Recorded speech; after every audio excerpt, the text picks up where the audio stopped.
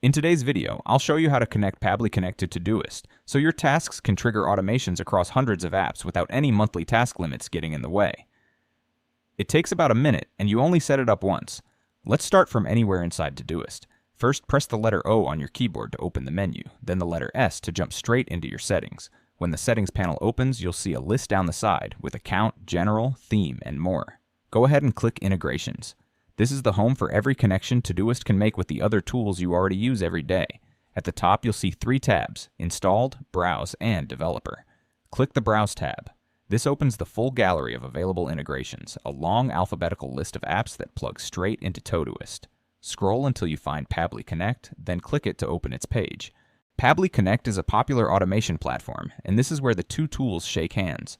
On the page, click the green Connect button.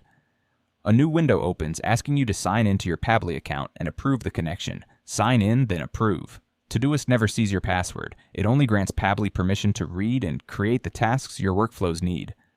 Once it's linked, the automations come easily. You can set it up so a new Todoist task posts to a chat app, adds a row to a spreadsheet, or kicks off an email, all on its own. Pabbly connects to a huge range of apps, so Todoist becomes the trigger that starts a whole chain of actions. That's the whole setup.